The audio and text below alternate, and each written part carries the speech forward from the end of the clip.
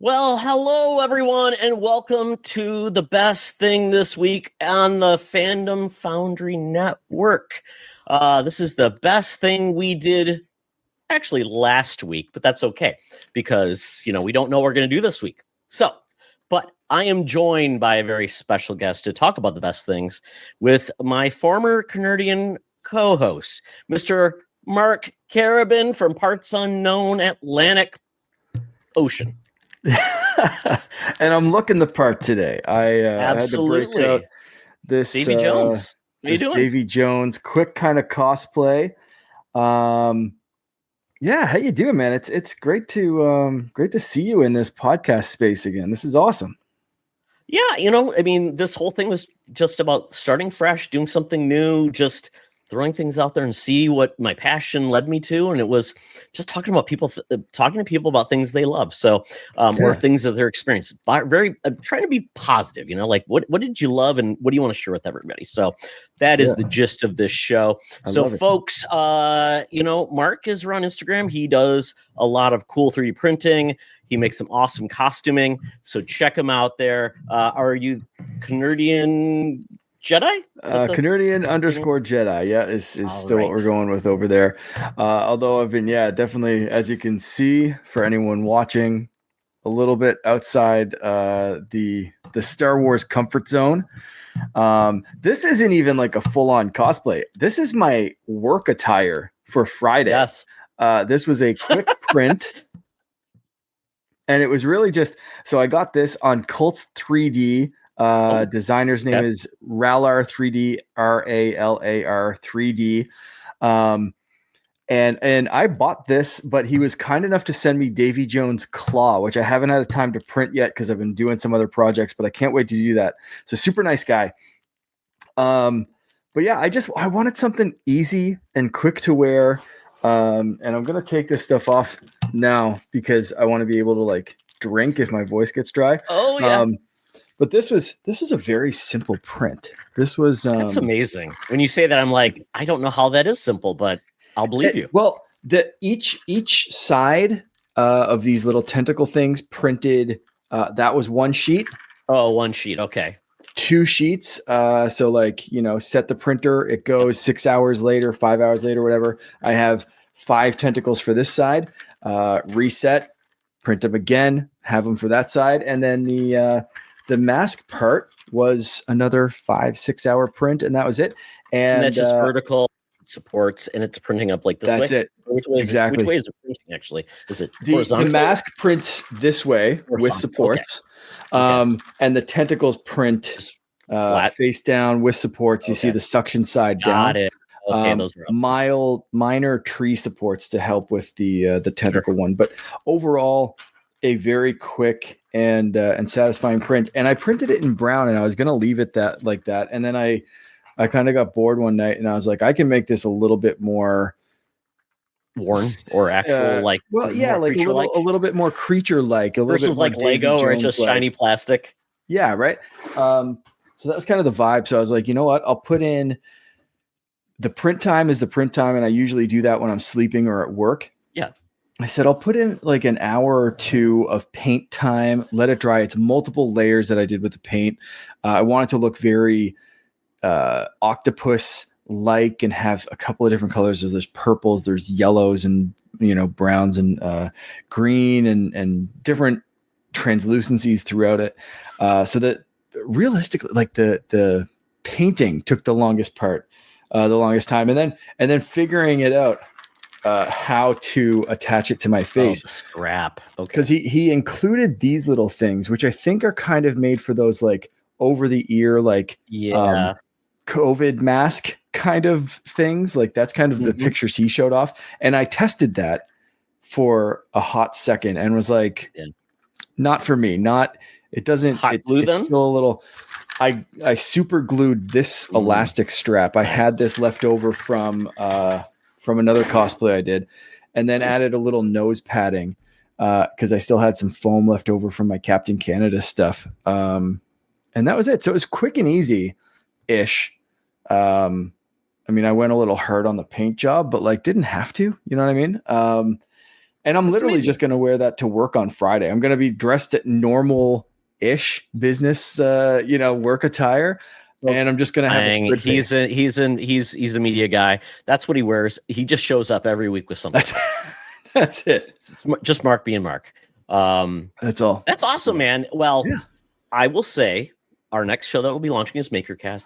We would love to talk to you about people that have questions about just 3D printing, just weird stuff. We'd love to have you show us some of your projects and kind of like just give us like the 1,000-foot view of like if somebody else wanted to do it, where do they look? And so absolutely, I'd be happy to. The things you talked about, please put the any of those connections in the notes, and I'll share them in the podcast link. Love it for sure. Yeah, and I know I shared some pictures in the Discord group. I'll have to share some links and that kind of stuff for anyone interested, because and that's one thing I talked to the creator about, was like, that's how I kind of connected with him, was, do you have any printing tips? So anyone, before, and we'll talk about this later when I do that other show, the MakerCast. But that was for anyone thinking about 3D printing or doing 3D prints now, and you're looking for files, don't be afraid to reach out to the people who are creating the files. Oh, that's awesome. Because on like Cults, Maker World, Thangs, wherever you're getting it from, like you can see who made the files. And people like this guy, they're just doing this in their spare time. I was the first person ever to leave a review with a make and pictures of one of this guy's builds. I was his first ever like review with pictures and comments and all that kind of stuff. And it happened just because I messaged him saying like, hey, you didn't include anything like what kind of support should I use? Like any kind of like parameters that I should be aware of, or like even how do I orient it? The same question that you asked. He's like, oh, I forgot to add that. I'm so glad that's great feedback. Out. Yeah. Great feedback. He's since added it to the description. And I said, no problem. I can't wait to print it. And he said, like, please share it with me. Wasn't even expecting like a review or tags in posts or anything. He's like, I'd love to see someone else's take on it, because he's obviously printed it himself. I was like, yeah, dude, I'll tag you in everything I do. I'll set up a review for you. And we've been chatting since. It's really cool. So like the people who make the files are just as ready to geek out about this stuff than, the people. And for me, like I said, I usually hit print and go to sleep. Like it's those guys are set and forget it. To me, that are the real wizards that are figuring out how these things go together and how this stuff works. Like those moving tentacles printing all in one piece. So you just break off the supports and they move freely, and there's nothing to put together. You slide it into the mask and you're set. It's like you're a wizard. You just figured that out. And all I did was click a few buttons on my computer and then went to sleep, and then I had a thing in the morning like that. It's pretty wild. That's amazing. Yep. I'm one of those people, like, I just am so curious. I don't know how it's done. It's like magic to me. Yeah. Magic. And I'm, at the con scenes now too. There are vendors that are making these amazing things. So I'm very excited. Next weekend we have Twin Cities Con.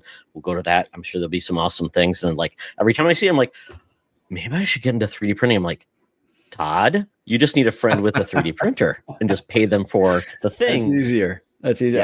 Yes. Yeah, I have a box back there. You can barely see it just at the bottom of my screen there. I had a friend drop off a box of filament, and she was like, can you print a bunch of stuff?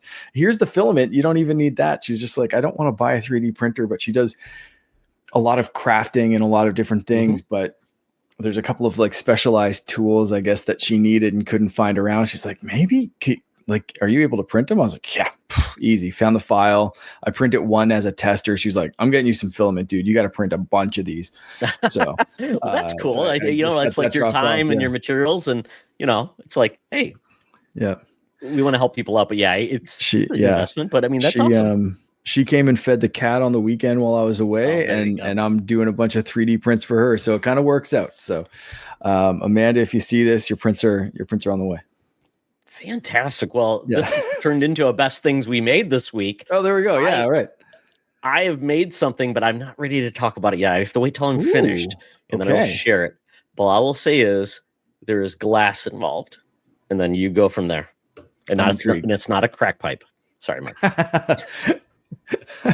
I'm sure Mingy you were assuming that. Oh well. Guys, I was going bong, but go straight to crack. That's small, big. I've got to work my way up. Fine. I mean, bongs are huge. I mean, crack pipes very small. Oh, okay. In that respect, I was like, work your way up to. True, that's a little bit different. I mean, that was drug. Yeah, you're starting at crack and then working your way from wit. Okay. Paraphernalia. This is going to get you banned on YouTube. The intensity of the experience, or the more illegal it gets. Yeah. Yeah, little bitty thing, big crime. Yeah. So yeah, more to come on that. I should be done. I just got to set the time, and now that I'm done with my class, I just got to finish it. So I don't have the pressure anymore, but I'm going to finish it. So, but with that, guys, it's spooky season. If you saw Mark's really cool 3D print, Mark should just wear the hat for the rest of the show. Why not? It's awesome. Yeah, sure. Yeah. We'll just pretend we're having a good time.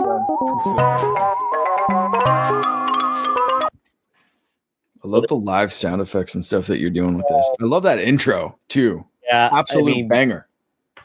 It's fun doing this. I try not to overdo it when we do the fantasy football podcast. Mark, it gets crazy. We do GIFs and things in the background. Yeah, we probably got flagged a couple of times. We did get flagged by YouTube when Clinton was on because we showed some trailers. So that's okay though. Right, it happens. Yep. Whatever it is. So it's been a lot of fun. So there's going to be a little bit of spooky stuff in this episode, but we're going to be talking about the best things we did because that's really the coolest thing. So Mark, what was your best thing that you did?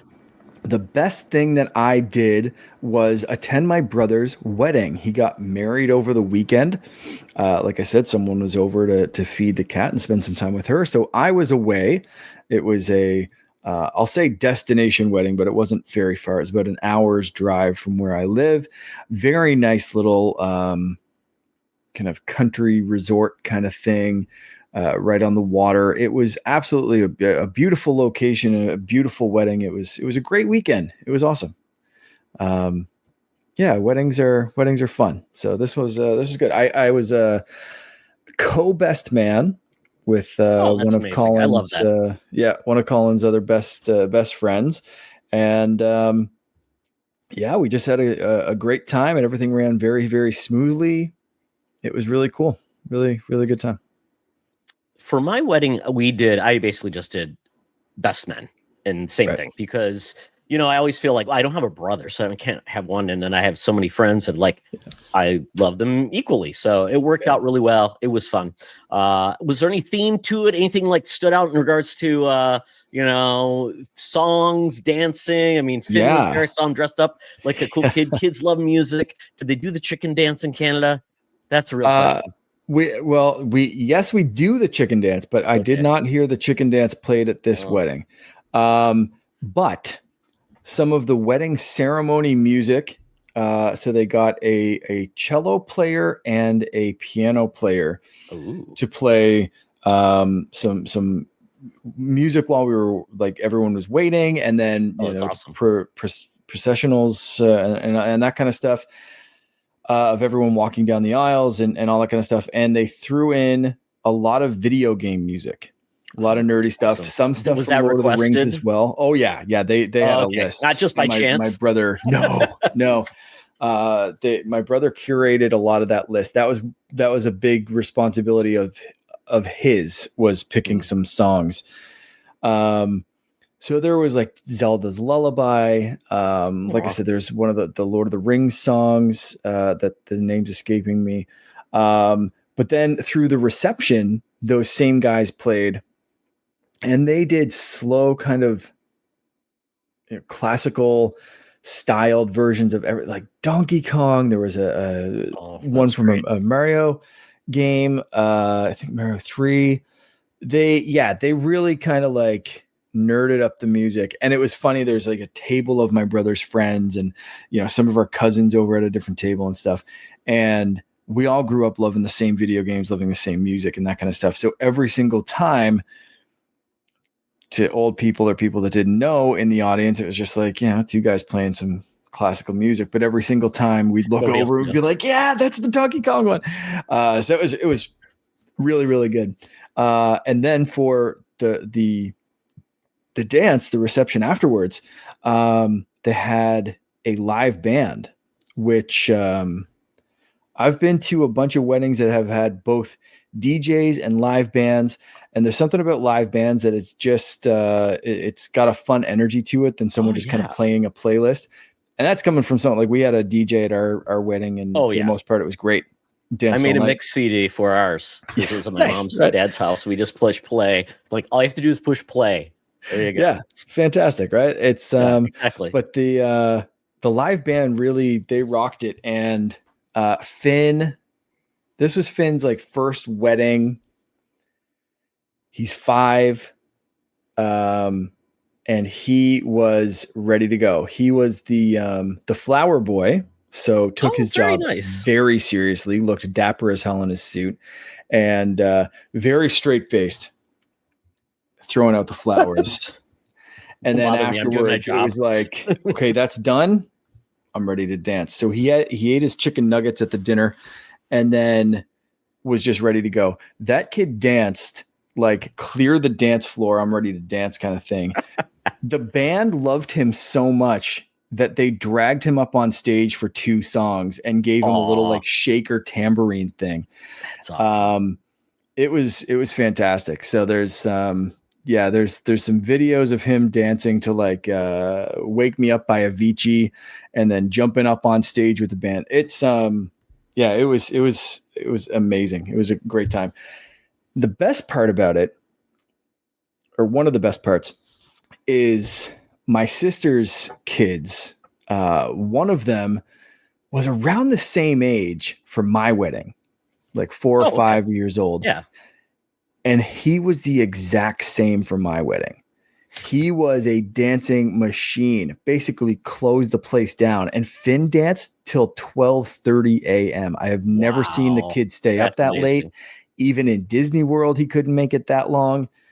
But for this wedding, he tanked at around 11:30, quarter to 12, got back to our room, opened up. So he had this little like push pop candy sucker kind of thing, right? Lollipop deal. That was on the bedside table. He had most of it earlier. So as soon as we get in the room, he looks at that, goes over, knocks the top off of it, takes one lick of it and goes, I want to go dance again. It was like instant sugar high. As like, you're that tired. That one lick of a lollipop was like, I'm ready to go. And we went back over for probably another half hour or so. And comfier, just show up back and. Well, that was the thing. I had already like my shoes were off and my shirt was off at that point. And he takes this drag of a lollipop and is like, I'm ready to go. So I was like, shit, I gotta, okay, I'll put my shirt back on. He and Loren were out the door and across the field. And I'm like still doing buttons up. Like I had to go chase them down. I did put on comfier shoes than my dress shoes at that point, but like, man, didn't wear like the tank, the white undershirt tank top, and you're in your boxers. No, like, I'm here. I did contemplate just whipping on a t-shirt or something like that, and I was like, you know what? I have to change my dress pants and like change everything. I was like, it's just easier to put my shirt back on and just go. But it was it was a great time. It was really fun.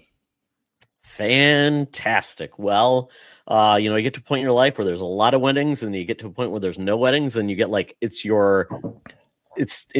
those kids of kids. So it's like, oh my goodness. So that's going to be hitting soon. We're going to get like probably some other people. Level Good Wedding, which is kind of equivalent to a gala, which I attended. This is the best thing I did this week. And actually I have a couple of those, but really this is tied into it. My wife was asked to be the guest of honor for the Cultural Society of Filipino Americans.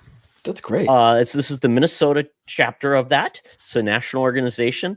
So she's like, do you want to go? And I'm like, of course, it's a gala. Who wouldn't do the theme, Mark? And let me see if I can share this because it's kind of fun. I'm bad because I didn't take pictures, but I should have. Here we go. Let me upload this when I get the right image. There we go. Okay, here we go. So the theme was Kentucky Derby, Mark.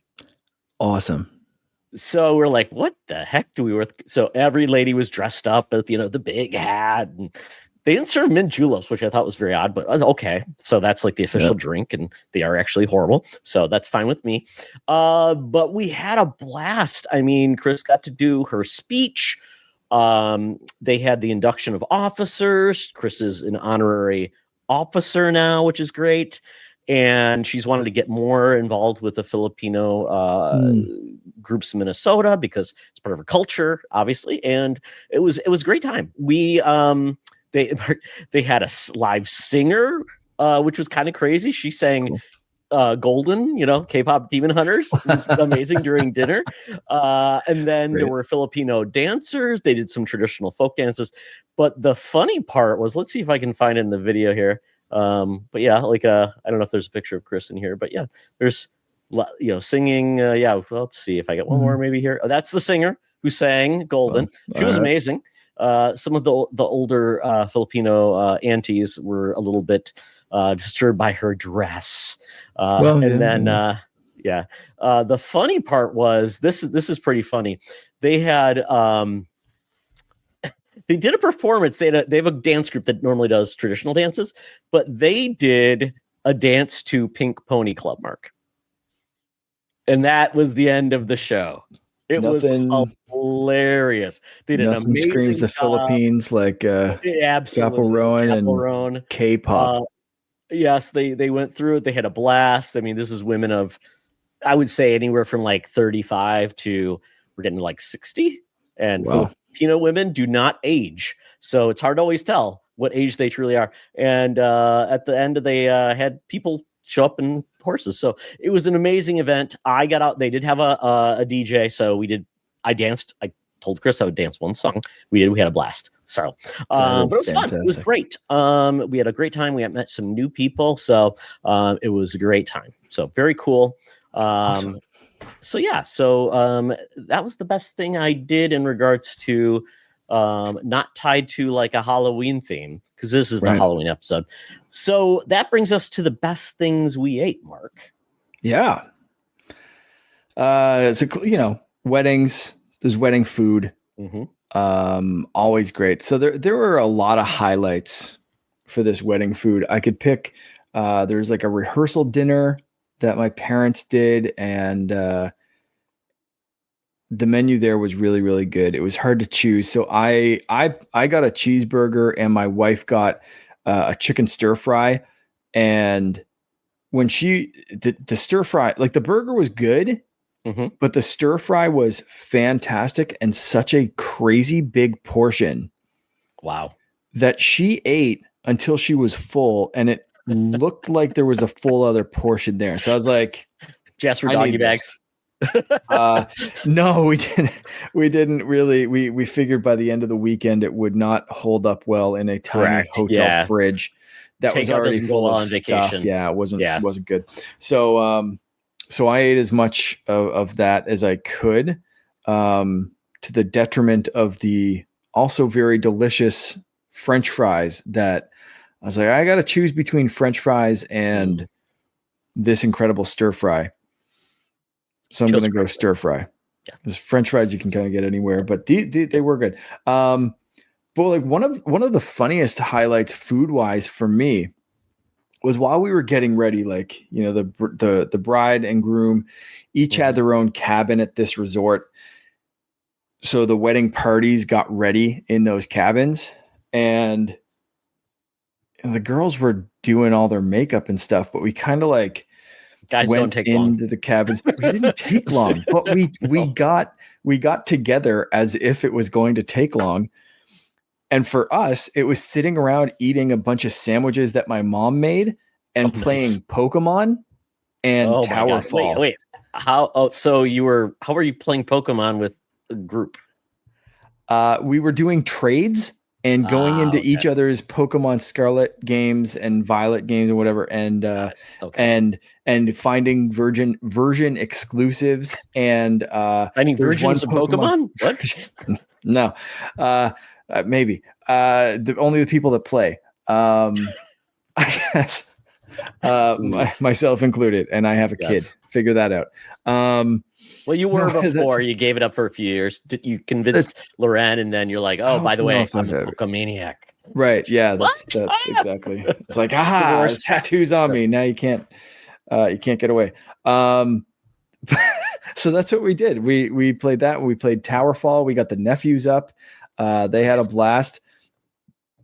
And it just like it brought me right back home to hanging out with like my brother and friends, and hanging out in our parents' basement, playing video games, and eating like sandwiches and stuff that my mom would make. So like instantly like brought me straight back. It was a great weird little highlight of fancy meals and all this kind of stuff. But it's like, a ham sandwich is like the highlight that my mom made and took there. It hits that heart, right? Yeah, it was great. I am amazed. So did you have to put your request in before, like when you sent your thing, what would you want, or did you actually order on the fly? For what? For the reception. Oh, like for the reception? No, we put in the request earlier. Okay, I was wondering, like, if they're doing it on the fly, man, that's pretty impressive. Yeah. We didn't plan enough stir fry. that would be really bad. Well, that's amazing. A lot. I would say the best food I ate was not at the event. It was one of those hotel banquets. Salmon and some tough meat. But you know what? It wasn't there for the food, but it was free, so we couldn't complain. So the best thing I ate, and I'll actually share if I can share a picture of it. Let me bring it up. I swear I had this covered. Well, I don't want to do that. Sorry, guys. This is the magic of doing it live, as Bill O'Reilly would say. Here we go. Let me share my screen, and there we go. So we went to this event on Sunday, a trunk or treat event at a brewery collective, and it was authors. My wife was there, so we had a trunk of candy to give to kids, and parents could get beer. So it was like the best thing ever. We did not expect to have that many kids. We had a blast. My wife had her books out. My wife obviously is a child's author, and it was fun. We had a great time. So many kids in costumes. It was so much fun. My son is 19 now, so costumes, that stuff, the magic's a little bit gone, but it was so great to see these kids. So much fun. We gave candy, little comic books they could actually color in and make their own stories. Cool. Stickers, of course. Wow. Stickers were very popular. Apparently my wife got Invader Zim stickers because she wrote a book about aliens. And man, the parents, the young parents are like, I remember Invader Zim. So they were freaking out. But that leads us to the best thing I ate. And that is this amazing school bus that was converted into a pizza truck. Basically, they have a brick oven pizza oven in this school bus. They drive it around. It's sourdough crust. So actually, it works for people that are gluten sensitive, like my wife, who normally doesn't get chewy pizza. She gets thin, gluten-free pizza. And like I was like, this is amazing because it works well. It's a real sourdough, so it really doesn't have the gluten that you see in normal pizzas. And Mark, it was delicious. Like 6-minute pizzas, because I have ovens like at 800 degrees. They're just doing this, whipping them out. They're perfect size. Everybody had a pizza. Everybody was getting beer. And guess what? Got 2 free drink tickets. So I got a beer. Chris got a cool mango seltzer, alcoholic seltzer, and treated another friend to a drink. And just great, cool. And actually, this cup, which I'm drinking out of, was one of the things. And it's a Halloween cup that basically has Frankenstein. I don't know if you can see that, but it's really fun. I mean, awesome. It was $15 for a pint, and you get the glass for free. Hey, that's pretty good. So it was great. And the pizza was delicious. I got the all meat, man. It's like one of those pizzas where they just don't know how much is enough, so they just keep going. So like literally the meat wouldn't stick to the pizza because there's more meat than cheese to stick to. Wow. Amazing. My wife got a margarita pizza. She loved it. She's like, I can't stop eating. So great pizza, great food. They travel. So I will definitely be following them a lot more. So yeah, great pizza. Good guys. A lot of fun. Gotta love a good pizza. So want to know a weird on-theme coincidence? Yes. My brother's cake topper for the wedding was Frankenstein and the Bride. Oh, nice. That's awesome. Because Halloween, might as well get something in because you're Lean into it a bit. Yeah, we missed a lot of stuff, and that was kind of the downside of this wedding weekend. There was a lot of stuff back home, like downtown they're all, their big, like come into different businesses and go around and that kind of, Trunkoween or whatever you call that kind of stuff.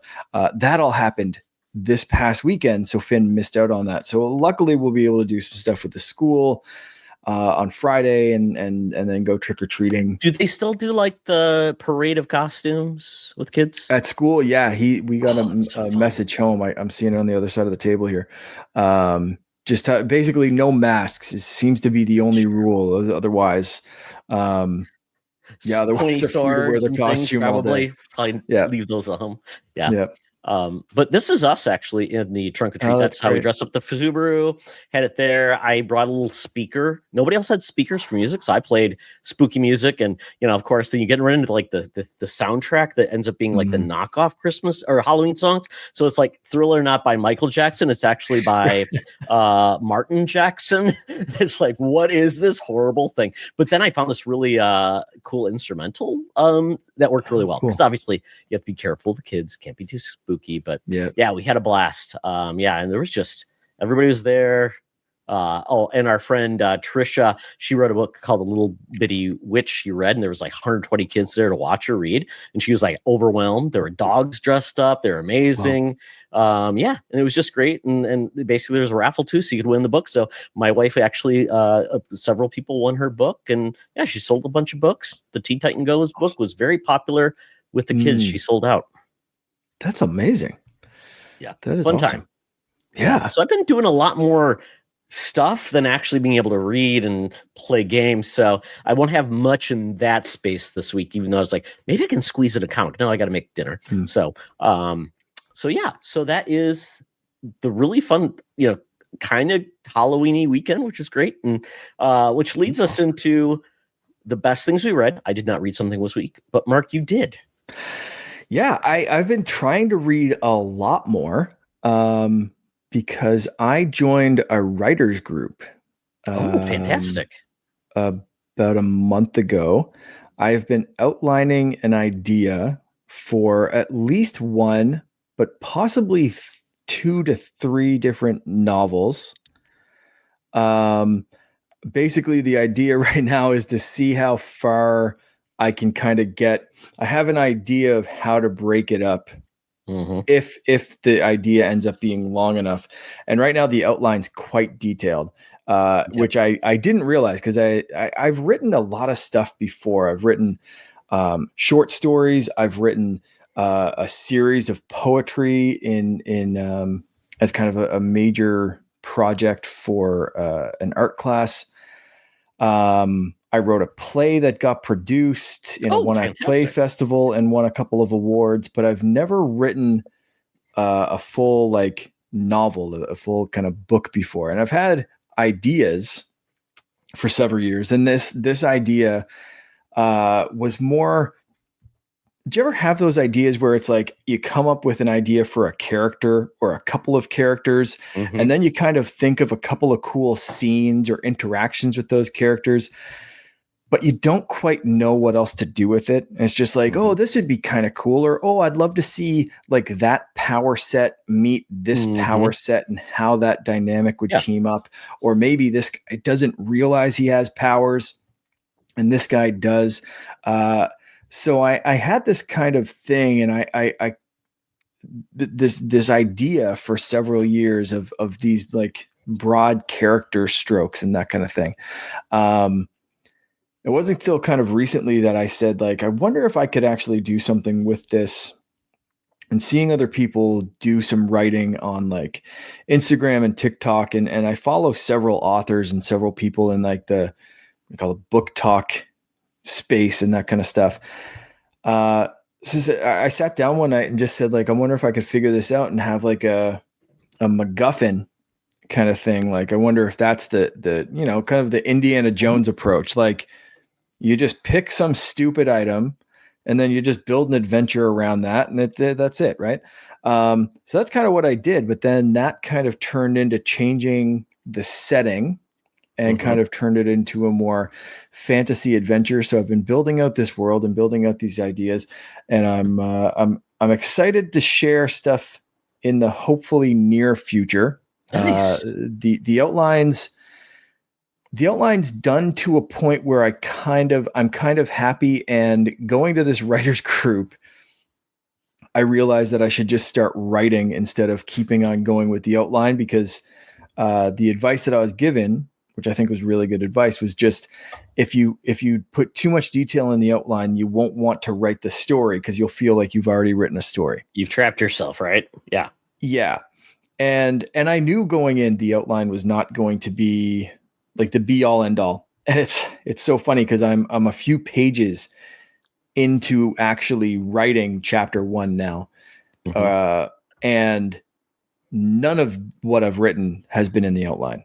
Not a single goddamn thing. I even started with a different character because when I sat down, I was like, I think I have to start it here instead of there. And I think I have to go back further. And I think I have to explain this at this point. And it just, the whole thing just snowballed. And I rewrote it probably about 4 or 5 times from scratch. And I'm finally at a place where I'm feeling okay about this, these couple of pages. But I also realized, like, the first sentence and then the first paragraph and then the first page kind of all have to capture someone's attention and really hook them in. So I needed something that just instantly popped, which is why I rewrote it 4 or 5 times.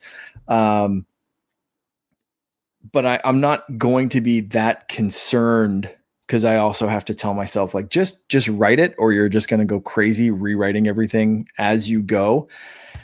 And that's what editing revisions are for. Nice, as my wife would say. Yeah, exactly. Or so write drunk, edit sober. I think that's what she's also yes, saying. Yeah. That's a good one. I like that. So that aside from the opening, which I really want it to nail, I'm going to take that advice. The drinking part or the both, maybe. Oh, yeah, okay. We'll see. Perfect. We'll see. With ideas flow. So I'm very excited to share that. But in order to also kind of like get some inspiration, get some, you know, how are modern books kind of structured? Because a lot of times when I'm reading, I'm going back and reading old Star Wars books, or I'm reading old, like, Tom Clancy, or like rereading Jurassic Park or The Hobbit or something like that. So I was like, I need to get some new books and see what people are writing now and what's popular now. So I read that this was just picked up. There you go. Look, I'm holding up the book and you're flashing on the screen. You are. Well, I figured amazing. This might be eeasier, or Mark is holding up a book for anyone. Exactly. Who's listening. So Impossible Creatures. Yes. This Catherine Rundell is writing this series. I think a couple of them are out now, and another one's coming out soon. But this was just picked up by Disney. I saw that. I was looking here. I think even I saw that note.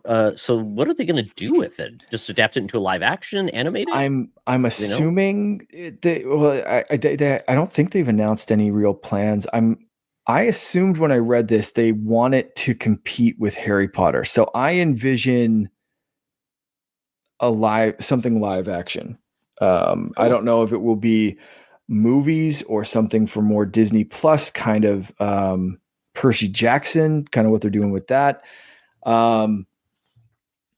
We'll see, but they seem to be jumping all in and buying this series and supporting the author and doing all that kind of stuff. So who knows, in a few years, we may be visiting the Impossible Creatures pavilion or something like that in Disney World. The Impossible Creatures land, I think, would be really, really cool.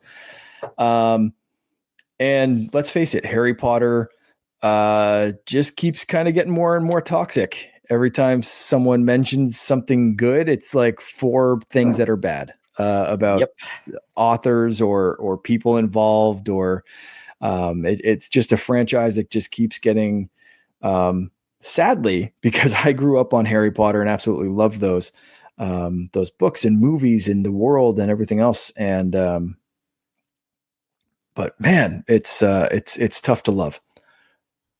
Agreed. And I would say Disney has struggled with really hitting it out of the park with fantasy. So, I mean, Willow died on the vine. I mean, there's been a couple there. That one Pixar film with the 2 brothers, it was a Magic Land, didn't do that well around COVID. Yeah. So I'm hoping they can find a home run in fantasy, because fantasy is one of my favorite genres, but it is very hard to do in a more fun and light manner. And that's, even that, did you ever watch Disenchanted? Yes. Yeah. Okay. I like that show a lot, but it was not up to everyone's interest, is the best way to say it. Yeah. And Disney also, like, they don't have a lot of stuff like young adult. They're missing kind of a section there. Oh, they do, like, what is it? What's their like original like movies they do? Like the Descendants. They do stuff like They do that kind of stuff. So they have that age group, which I would say is like kind of early teen kind of thing, maybe. But they're missing a chunk in there. So they have, like, you know, Disney Junior, Mickey Mouse Clubhouse, and then I think you'd have that kind of like Descendants and like Vampirina, high school years or whatever. All that kind of shit is like, you know, teen kind of thing. And then they're missing a young adult section, I think. And then they have stuff for like us, like Star Wars and Marvel and all that kind of shit. But like, I think there's still kind of like, there's a section of in there that they're kind of missing. So I'm really wondering if this will fit that. And I'm only a few chapters in right now, but it's excellent. I also picked up a book called The Devils, which I've heard amazing things about. So I went like young adult and then super adult, and I started with this one because it seems like a quicker read. But I'm going to get into The Devils, and my brother just finished The Devils and was talking about it this weekend, and it's excellent. It's actually sitting on the table behind me. So aside from writing things, I've been also trying to read as much as possible. I also downloaded a couple of different audio books, a couple of books that were recommended that I started searching about pirate books, because the book that I'm writing has a sort of pirate fantasy setting, with witches, werewolves, and a bunch of other crazy little creatures that I've been inventing. So it's I think it's going to be fun. So I'm interested in what's in this, because I don't want to copy anything accidentally. So I'm like, I got to read Impossible Creatures to make sure I didn't accidentally come up with like a hermit kraken that's already been invented. Yep. You have to be very careful. Like, is that an idea I read somewhere else? It's like songs, right? Did I hear that song somewhere else? And you're getting sued 5 weeks later. Give us the elevator pitch of this book for those who've not heard of it, like myself. Of this Impossible Creatures? Impossible Creatures, yes. All right. It's a boy rescues a drowning baby griffin from a hidden lake. Ooh, I love griffins. And that changes his life forever. That's the day he learns about the archipelago, a cluster of unmapped islands where magical creatures of every kind have thrived until now. There he meets Mal, a girl on the run in desperate need of his help, and the two embark on a wild adventure, consulting sphinxes, battling kraken, negotiating with dragons, and trying to discover why the magic is fading from this enchanted world. You can see on the I love what they're doing with books. Bit now. Of mine on the it's the spines on the, or not. I forget what this creature's called.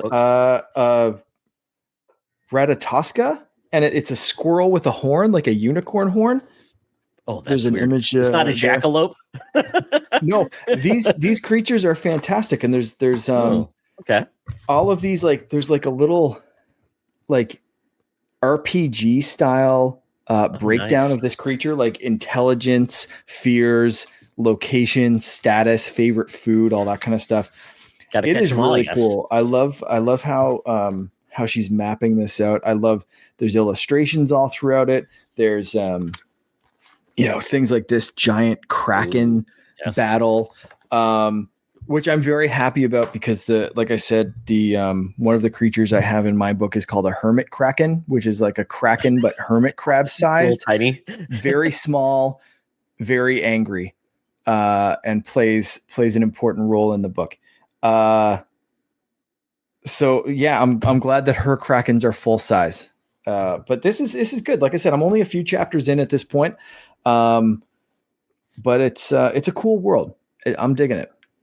Very cool. One of our favorite things to do is go to bookstores, and it's always amazing to see what's popping in regards to YA and all these different areas. And it's amazing. I wish there was this many when I was growing up as a kid. When I was a kid, not much on the Vine. Obviously, Harry Potter opened that up quite a bit. And then Twilight, of course. So I think those are the two big things that opened it up for that audience, since they started feeding that audience things they wanted. But Mark, when you first mentioned this, I'm like, when you said Impossible Creatures, I thought, is it this thing where my God, this? It's a Steam. It's like a Steam game where I remember seeing this. You can before. design weird creatures. Yeah, I remember seeing this. Hybrids. I mean, look at how horrific these things are. I mean, what is an ape bee? I mean, that's gonna get that Disney shutdown notice real soon. It's like even though that's been out for a while. Yeah, exactly. Yeah. We're going back in time and saying we claimed it before, but they could just say, "Hey, we've got a game engine. Let's make this." Yeah. So amazing. What is that? Oh my God! You may have to play this game now, Mark. Yeah. It's good research, right? Fantastic. You gotta love it. I was gonna say really quickly, Pop. I've got my wife's hype man. So my wife did write 3 Teen Titans books, and one was based on pirates. High seas, hijinks. So I don't know how much you could get from researching that book, but it was very funny. Excellent. I'm happy to check it out. And would love it. Yeah. Yeah, that's I should really get those. And I read to Finn every night, and that was another thing. That's amazing. Yeah, that was planning Logan. Yeah, planning out to write a book and realizing I had to read more modern young adult or adult stuff because I still haven't really settled on. I could go both. So far the outline is there's bits and pieces that are kind of tipping on that line that it's a little too dark for young adult. But if I tone some things down, I think I could make it along this Impossible Creatures, Harry Potter level of there's some serious shit, but nothing hopefully too much out of the realm of a young adult could pick this up and enjoy it kind of thing. Decidedly not like a kid's book, but I think there's a couple of scenes that I have planned out in the outline right now that I'm I think if I tone that down or just be kind of a little less graphic that I have in my mind, I think. You'd and then if I keep the language, would scare some kids and not scare other kids. It's really weird, right? Yeah. So, but getting into the mindset even of not reading little golden books and that kind of shit every night. It was oh, right. This is how an adult book is structured. Right.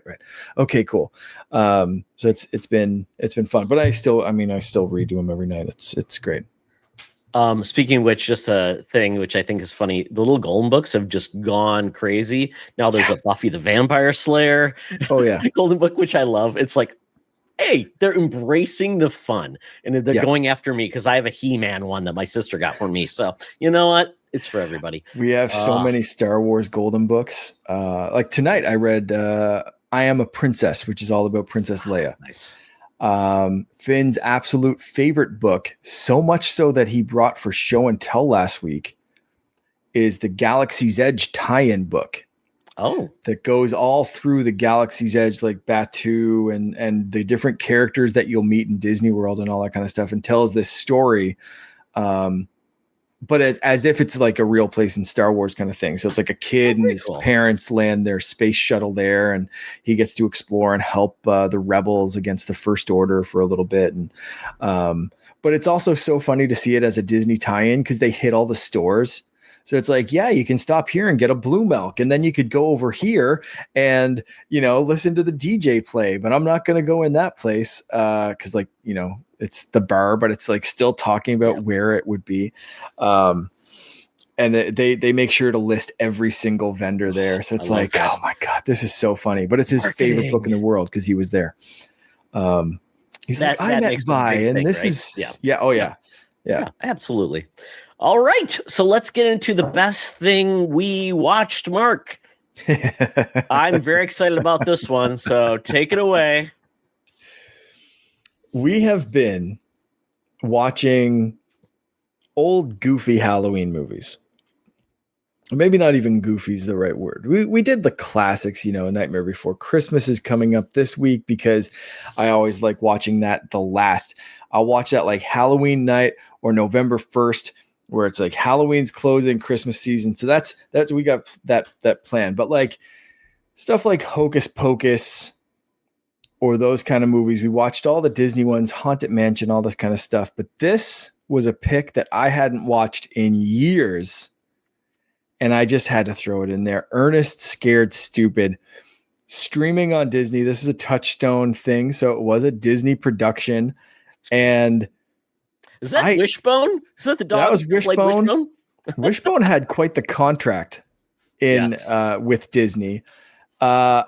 Reading stuff about how this movie was made and where Earnest came from. He started doing hardware store commercials. Yes. And turned into this guy that had 4 or 5 movies produced by Disney, including this one. There's Ernest Goes to Prison. I think, there's just, there's such goofy. You can go to prison with a Disney film. Yeah. There's such goofy movies. This one, it's funny. I watched this movie as a kid and remember, and even watching it now, like there are some effects in it and stuff like that are pretty decent. Some of the prosthetics for like these trolls, like they're pretty gruesome. They're pretty they're slimy. They're disgusting. Like they are Labyrinth, like Jim Henson. Yeah, very, very much in that same kind of thing. And it's so fun to watch now because it's like, oh, how did this guy Earnest get any kind of budget and any kind of following? And then you think like 4 or 5 movies in theaters. You look at it now and you're like, oh, this would be streaming. This would be on Netflix or something. But it was a big deal. Earnest was a big deal. And it's so funny, to go back, and my wife had never seen it. Oh boy. She's like, what memory of Earnest or whatever. Yeah. I was like, what are you making me watch? I was like, just sit down, turn your brain off and enjoy the stupidity that's going to happen for the next, 80 minutes or whatever it was. I thoroughly enjoyed going back and watching it. I can't say that it super holds up, but some of the stuff was it was a pretty impressive for the time. I would personally love to see John Cena do a Son of Earnest movie. Oh, he kind of has that look. Holy shit, dude. He is straight up they cloned Jim Varney and then shot him up with steroids. It's crazy. It is absolutely wild. I'd watch one movie. I'd watch a series of movies. I'd watch whatever they did. I want someone to make that happen so badly.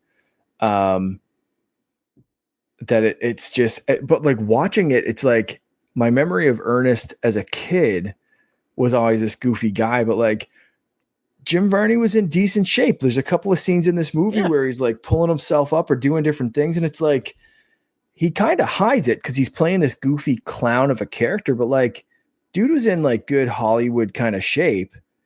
John Cena's in much better shape. He's a massive dude. But like if you did Son of Earnest, where you just have this absolute meathead of a guy who happens to like the gym, like you could easily write any script with that and it would be funny. Absolutely. Yeah. They don't make movies like that again. So Mark, really quickly, I'm going to go through the, I guess the cinematography history of Earnest. So enjoy, folks. So he was in this weird short film that he made. I think that was kind of like one of the things he did, is called Dr. Otto and the Riddle of the Gloom Beam. He played like a villain called Dr. Otto. Then he did, and that was 1985. So you can watch that video if you want. It's very weird. He was in Ernest Goes to Camp in 1987. That was the movie I saw. They played happy together and that thing. It was very fun. Ernest Saves Christmas, 1988. Then after that, I guess he had to go to jail in 1990. He does. Interesting. Then he was Scared Stupid in 1981. Then he wrote again. So I guess Western. Right. Yeah.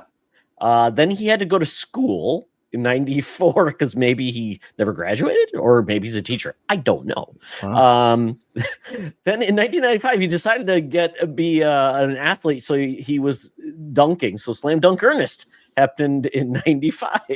And these are direct-to-video. So limited release. I was going to say, there's some of these have to be direct to home video kind of thing. Yeah. Slam Dunk Earnest, direct-to-video. Then, wow.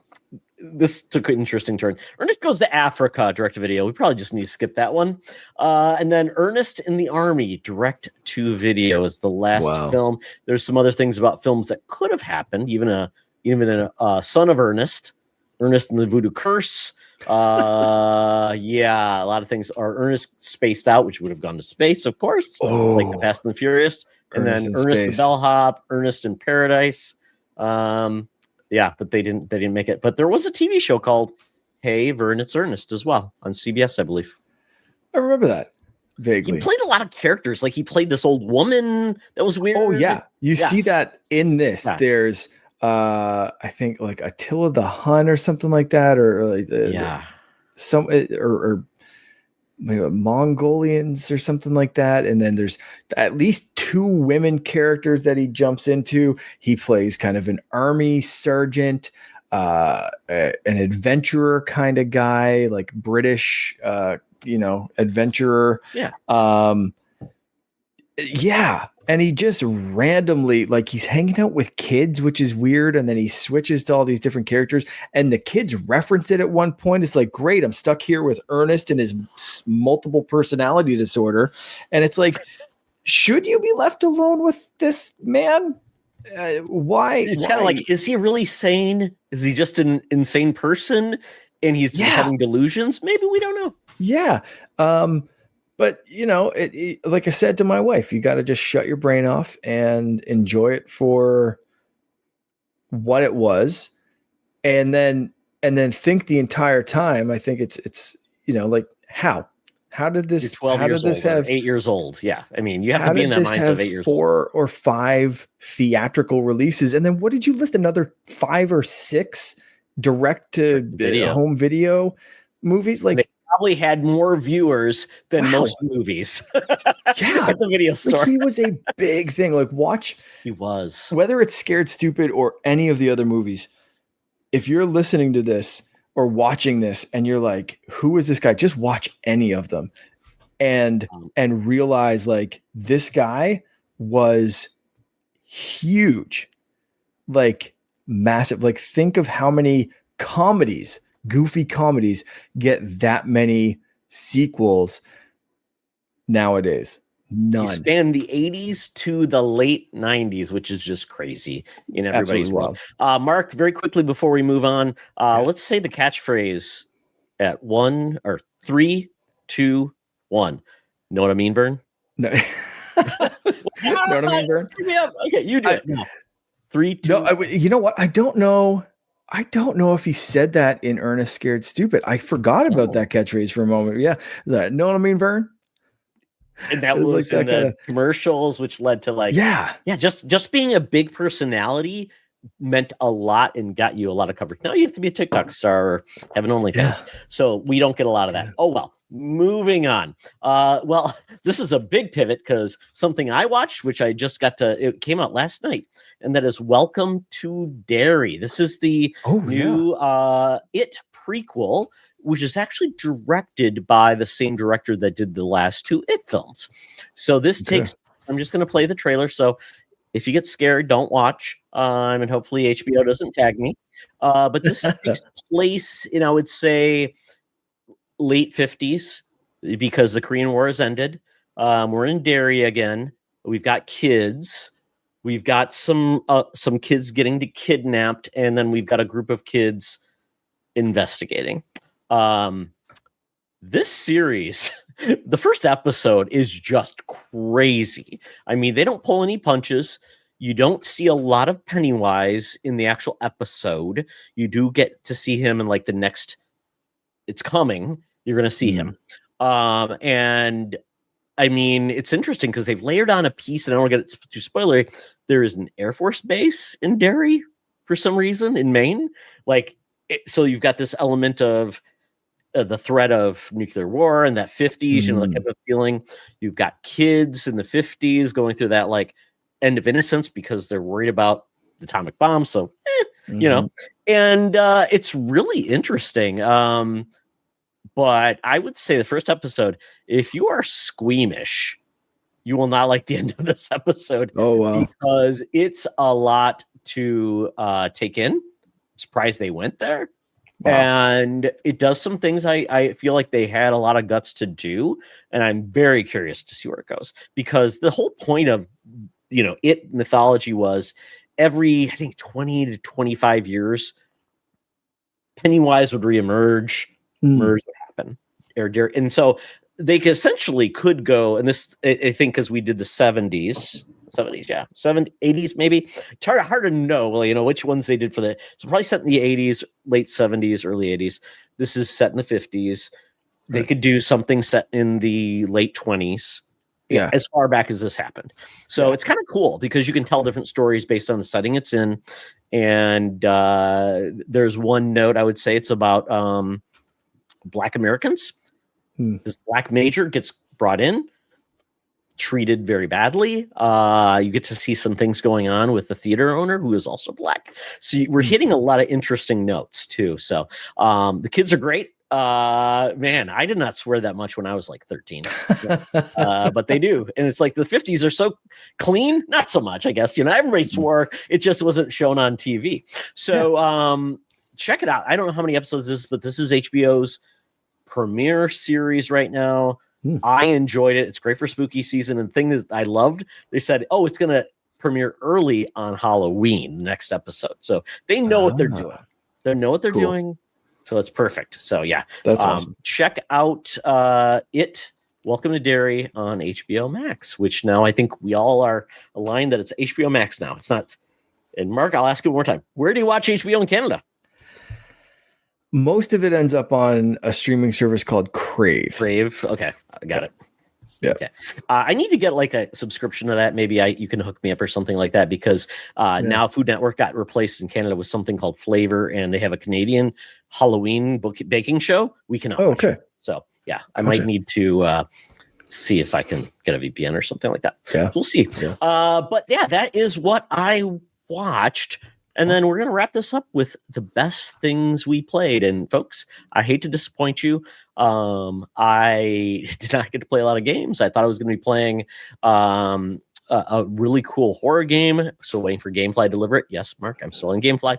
And then I tried Ball Pit. I can't really tell you much about Ball Pit. And then I'm still playing Ghost of Yote. So that's where I'm at. But Mark, you played a game that I assume is taking over your life. It really is. First off, we need to talk about Ball Pit because I've been on the fence about that game and been too busy, very similarly, too busy to think of any other game than the one that I'm going to be talking about in a second. But Ball Pit looks really good. I already mentioned that we did some trades. I finally have, Paraffin, Finizen's evolved form in Pokemon Scarlet. Very happy about that one. And then we played Towerfall, which was super fun. But the game that I have been playing that has taken over my life completely, because my 5-year-old is also completely obsessed with it and wants to play it every chance he gets. And that is Pokemon Legends ZA. We've been playing. Stupidly, I bought the regular Switch edition and then upgraded. I had a voucher left over, so I was like, if I get this, I can put it on Finn's Switch and he can play it when I'm not playing it and not worry about that. He's like, nah, I'm gonna play your file, Dad. What a great kid. Yes. Most of the time is okay. But every once in a while I'll come back and my team is completely changed and I'm in a different part of the city and I'm like, what happened? Where am I? Why is all of this a thing? And so then I have to kind of backtrack and figure out what he's done. But so far so good. We've put a lot of hours into this game and I don't get the hate. Yes, some of the textures on the buildings are ugly. You've got windows that are basically just, you can see it in the back of this thing. But if you're playing this battle and you're running around, the Pokemon models all look fantastic. The player models all look great. The animations are cool. The fight mechanic, you can see it here in this video that it's all live. You're moving around. Reminds me of Parasite Eve. Pokemon are moving around. It's basically an RPG where you can move around in real time, but it's still got RPG mechanics. And so the Pokemon will attack you. A lot of times you can even send your Pokemon out and the Pokemon are like, I don't care. I want you. So like that giant red-eyed Houndoom thing. Yeah, they get angry at you. Oh, they will straight up take you out and they can take you out, not your Pokemon. So in this game, it doesn't matter if your whole Pokemon team is full health, ready to go. You get a crazy red-eyed Houndoom that's like an alpha charging at you. You could be a one-hit KO and you get knocked out, not your Pokemon. Pokemon are fine and being ignored, and you still end up being sent back to the Pokemon Center to recover because you got your ass handed to you by a wild Pokemon. So it's crazy. It's usually the whole crux of the Pokemon game is don't go in the tall grass or don't go out without a Pokemon companion so you can battle. In this game, they completely flip that script and they're like, screw it. The Pokemon are going to attack you whether you have Pokemon or not. Doesn't matter. So they can be just absolutely brutal. But I'm really enjoying this game. You work your way up from a rank Z to a rank A in these battles that only happen at night, because at night this game turns into the goddamn purge and certain parts of the city are roped off. And anyone that spots you in that city, it's fight on sight. It's crazy. So it's that's amazing. Yeah. Yeah. Hell. Yeah. We need a Pokemon After Dark game, Mark, just for adults. It's immature. Things happen. Yeah. The dark side of Pokemon. The whole thing happens in one city, but the city, I find I've had no complaints. That's a really cool setting. Size of this game. Yeah. The grass. You're typically in the grass and that's so like, this is kind of cool. Yeah. There are wild areas that you can find Pokemon just out anywhere, but for the most part, the Pokemon are kind of like relegated to these specific wild zone areas, and that's where you can find more of them in a condensed space. But like at the same time, you can be just like cruising through the street at night, and a Ghastly will pop out and just be like, "You just look at me? You better not be looking at me. You looking at me?" Or like I see, I love the little world building stuff. Like you go on a rooftop, there's going to be bird Pokemon. There's going to be Pidgeys hanging out there. You go through an alleyway, there's going to be Trubbish hanging out because they're made of garbage and they're eating the garbage that the restaurant throws out. Like there's that kind of stuff that it's just like, that makes sense. In a world, you go by the water, there's going to be some Magikarp. There's going to be some like little fish Pokemon just hanging out there. But then you go in the wild zone and there's bigger things happening. Yeah, it's been great so far. But like I said, you work your way up from the rank Z to rank A. Mild spoilers for anyone thinking working your way up through the entire alphabet is going to take a billion years. You skip a lot of letters. Mm. There's a fight that happens at one point and they say, okay, we're going to take you from a rank, whatever it is, Y, like W or V or something like that. It's fairly down. You're not quite even like a TS kind of thing. It might be rank U. But like they take you from that rank and they jump you right up to a rank F. So you skip a lot of this middle alphabet kind of thing, which I think was a good move because a lot of this game is narrative driven. Yes, you can explore the entire city, but a lot of it is a linear narrative storyline. You get to pick different paths, but at any given point, there might be like 3 missions, and you get to just pick the one that you want to do at that time, but you have to do all 3 of them before you can move on to the next. And it is very linear. Here's this, here's this, here's this. It's a story that you and your friends are going and following along. And I've been enjoying the hell out of the story. So has Finn.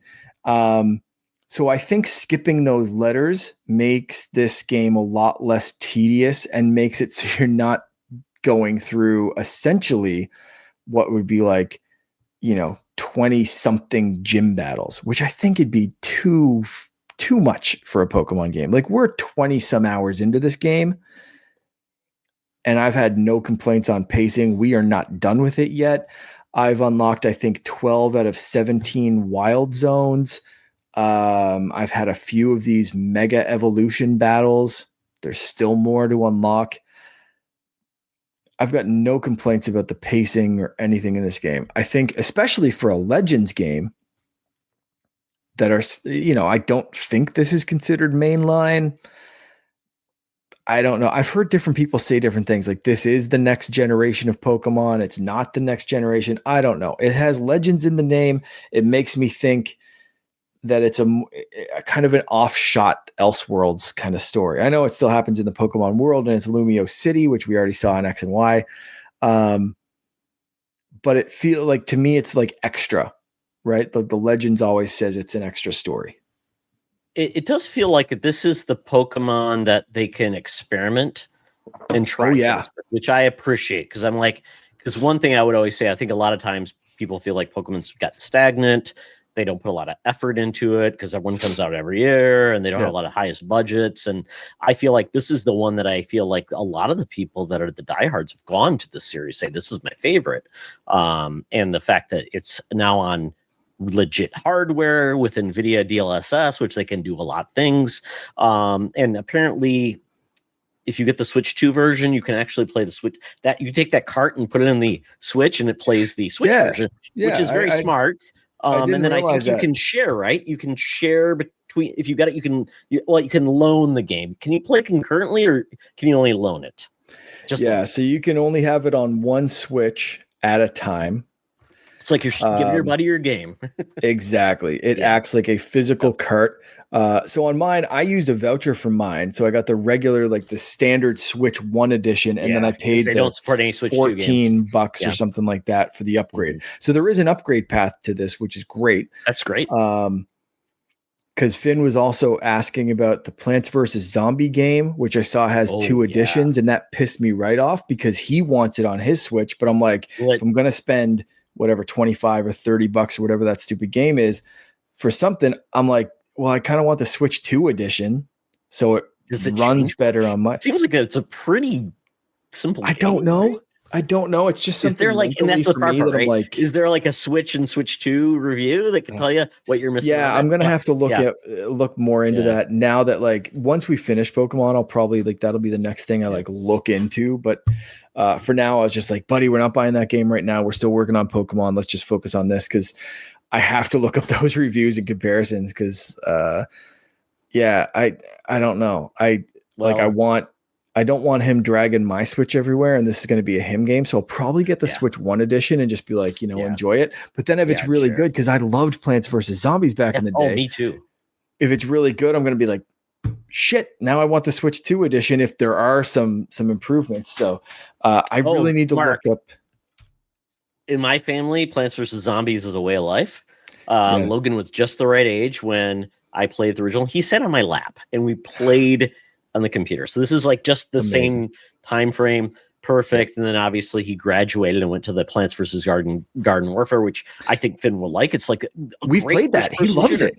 It's great because it's so wholesome, but it's cool that you got like different roles and different abilities. It's like almost like a hero shooter, but it's fun. You can play co-op too, which was fun. We've played a ton of that I'm so glad that game is on Switch now, and they have so many versions, so it's great. But I also heard now Logan has continued to play it, and he's like done hacking it and all these things. Apparently, there's a Chinese version that they've included with all upgrades into this version. So they have some crazy stuff they added in. So I will be getting it because I love that game. It's one of the few, like, I guess, tower defense, like lane games that I really got into.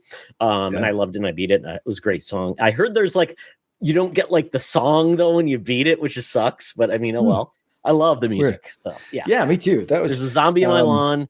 Check it out, folks. It's an amazing song. Yeah, so many great memories with that game. Like original, like I think I played it on iPad the first time I ever played it. I got it on Steam, and I think I still have I can still play it with upgrades. Yeah, but I had there's a metal lunchbox floating around here somewhere. There's different things that I had from like plushies. Back in the day. Yeah, and they're hard to find now. So I started 3D printing Finn some Plants vs. Zombie toys. So I have like the little pea shooter. I have the big gourd guy. Just because it was hard to find the toy, so I was like, "I'll just make you some. Like, let's go." Talk. So now, we may have to talk. Yeah. I've got a 19-year-old who still likes cool things. Yeah, I have to say that the pea shooter one fell apart instantly. Oh no! Just because the stem was so thin on the print. Can you adjust that? Like, can you change the file or something to make it? Maybe there might be a way to do it. What I ended up doing was just it broke off. So I ended up adding more filament around it and kind of melting it into. It's in a pot plant kind of thing. So I melted it back into it. So it's a little shorter than the original design. But it's not falling, but it ain't going anywhere. That's for sure. Give him a neck brace. That's basically what I did. I kind of gave him this like mid-tier brace kind of thing. I love that. But and the gourd held up until this weekend. Actually, Finn broke the stem off the top of the gourd, but that's not a massive issue. But the gourd's kind of a chonky kind of guy, so he wasn't going anywhere. But yeah, that's that'll probably be the next game we dabble into. But for right now, Pokemon Legends ZA, I don't know, man. I've heard everything the haters are saying, and if the worst thing that people have to complain about is an ugly window texture on the side of a building, it's like, find a new hobby, man. Did they play Scarlet and Violet? Let's just put that in the Switch. Yeah, dude, Scarlet and Violet runs so much better on Switch too. Yes. Holy crap!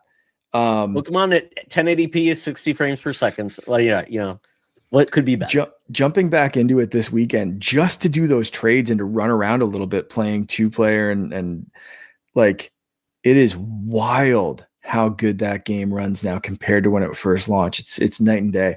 So I think the Pokemon Company needs to connect with the Zelda team and the Xenoblade team and like, how do they make this huge world and you can't do that? So yeah, but you know what? They're too busy counting their money. Oh well. Yeah. Well, very cool. Ball Pit. Unfortunately, like I said, I didn't play it much, but I think the pitch of that game is really just it is like Breakout crossed with Vampire Survivors.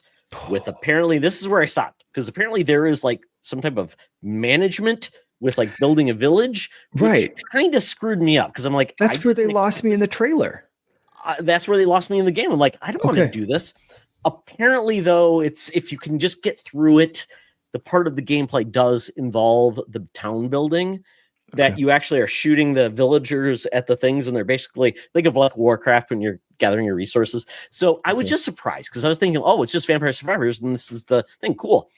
But then I'm like, oh, I have to do something else. So I don't want to be the old man shouting at the clouds. But no, I was surprised by that. Completely get it. Watching the trailer for it, I was like, this game, the first 20, 15 seconds, we'll see it right here. Watch this. I'll tell you exactly where they lost me. This. I'm instantly in. I'm like, oh, it's so cool. Take my money. This looks perfect. It's like you said, Breakout, Vampire Survivors. You got that high of getting like their next upgrade. Music, right. All that serotonin thing, the little monkey brain is going off of the casino colors. This perfect. What are we at right now? Check some time right now. We're at what, 30 seconds? We're at like 30 seconds. Yes. Okay. See, 30, 40 seconds. We're in. I'm 100% like, oh, I can't shut up and take my money. It's free on Game Pass. This game looks fantastic. Is it free on Game Pass? Maybe I'll just play it there. It's on Game Pass. Yeah. It's good playing Game Pass. Okay. You could even play it on cloud, right? Cloud streaming on your phone, I'm assuming. Oh my goodness. I did not realize it makes that. sense. But yeah, here, where are we at? This is where they lost me. This is like literally 50, almost a minute into the trailer. About a minute in. And they go by it again. They just do, every level. Yeah. And then they jump back into the fun stuff. And then they go here. And it's like, what are those little hints of things? I mean, look at that. Yeah, that cool stuff. I guess maybe it's a breather, it's a palate cleanser. It's kind of like Mario 3D World, Mark, when you would do the Captain Toad levels. Yeah. It's like that. And that was my plan. Like, I don't want to be Captain Toad. Get me back in. So this is so I'm so glad that you mentioned this is on Game Pass, because I didn't realize that. I've been so focused on my Switch 2. Stream it, play on cloud, maybe. This is going to be a Game Pass game, because I'm definitely not spending money on it right away. If it's really good and it's one of those games that I want to be able to like put something on TV and play it on the Switch, then I don't mind, dipping into it a little bit. Yeah. If it's excellent. But where you're having the same hang up playing it that I had watching the trailer. Well, I didn't know that. I didn't watch the trailer. I just heard it's Vampire Survivors with Breakout. I'm like, okay, cool. Yep. Then I'm like, what is going on? I have to do that. Well, what do I do next? And it's like, okay. They didn't explain it either. It's like, oh, you're going. And it's like, oh, okay, it's Warcraft. Yeah. And I was wait, Mark. They made me pick. Yeah. What do I say? What do I say? But you know what? Try it on Game Pass, folks. You'll enjoy it. It's on everything else. People have loved this game. And they said, get over it, Todd. The management thing, once you get it set up, it takes like 5 seconds. You go back in. So maybe it's just me, but we'll see. If you have played this game, let us both know. Mark, love to hear what you thought about it after you played a little bit. I'm downloading it right now to my Xbox. Perfect. And then cloud, I'm assuming if it works there, I think it's be a good phone game too, because it's not very complex, and it seems like you can use your finger to probably move the guy. So we'll see. I don't know, but well, folks, we made it through the best things we did, ate, played, read, watched this week. Amazing. And made. Oh my goodness, Mark. We covered the gambit of what I try to cover in the show, bringing a little joy, a little bit of fun, little smiles on all of our face. It's Halloween this week. Please enjoy. If you love being a kid, Halloween's the perfect time to show your love of just getting into it. Watch scary movies, eat candy, drink some apple cider, eat some donuts, have a great time, go to crazy party, get drunk. I don't know, whatever you like. So with that, Mark, you know what? I'm so glad we're reunited. This is amazing. I miss talking to you, buddy. It's great. Tell people where they can find you. First off, thank you for having me on. This was fantastic. You nailed it. This was a great. I've missed chatting with you. So this was a great catch up and such a fun show. The stuff you're doing is fantastic and such a fun change. And I can't wait to keep hearing more and keep watching more. So thank you for making me a part of this. And I look forward to doing more. So you can find the stuff that I'm doing over mostly on Instagram, CaNerdian_Jedi. I am gearing up for the biggest con in Atlanta, Canada is coming up in less than 2 weeks. HalCon. Right. I have a press pass once again. I'm going to be on the show floor, hopefully doing some cosplay interviews, talking to some people. I have a couple of mics now. I've got a new setup that I can hopefully very quickly do those kind of like, tell me about your cosplay. Yeah. How many hours did you put into this? I want to do some of those funny little things of like, who were you dressed as? what have you been confused for, or who have people confused you for, kind of questions, and those funny kind of videos as well. Whatever you do, Mark, you got to put like a press, like it says press right there. I think you just put that in there, then they know you're official. Perfect. Yes. They always they have the official kind of press lanyard thing that I always wear around.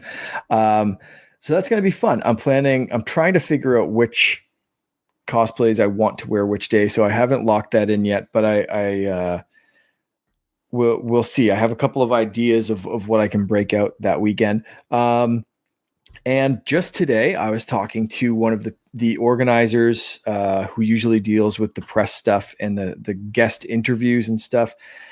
In the past, that's how I talked to like E.K. Johnson last year, Timothy Zahn a couple of years ago.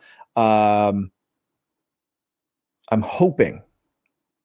So everyone listening or watching, keep your fingers and toes crossed for me that I got to talk to Sean Astin, Alan Tudyk. What's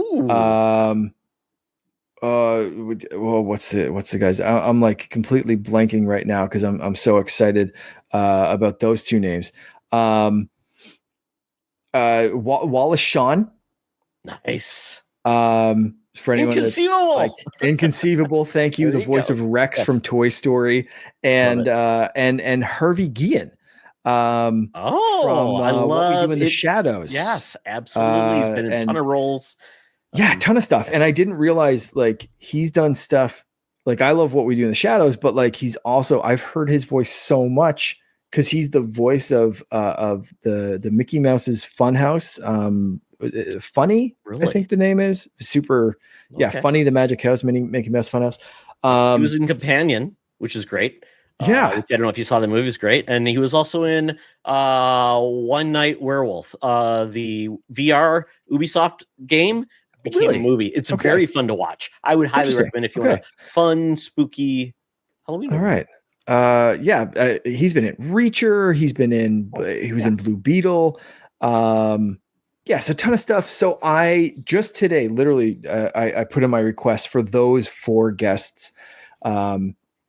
If any of them happen to feel like, because they don't always do press interviews, they don't always have time for everyone, especially not, like small kind of creators like myself. But like in the past, sometimes I've gotten to talk to some really cool people. So we will see. In 2 weeks, less than 2 weeks, if we go. But either way, I will be there talking to people, and all the content will be over on Instagram. And there might be some other sharing opportunities. So we'll talk about some stuff and see where it makes sense to post some things. So there's going to be some discussions that way behind the scenes. But keep follow me there and see what I'm up to. Excellent. Yes, Mark is great. He loves Star Wars. He loves all the cool stuff. He loves video games, and he loves cosplay creation and hanging out with people and hearing their stories. So follow Mark. So with that, follow us at thefandomfoundry.com. Also at the Fandom Foundry, at all our socials, BlueSky and Instagram, and also check out our YouTube channel, our website, and our Discord. So with that, folks, as I always say, make this the best week ever. Goodbye.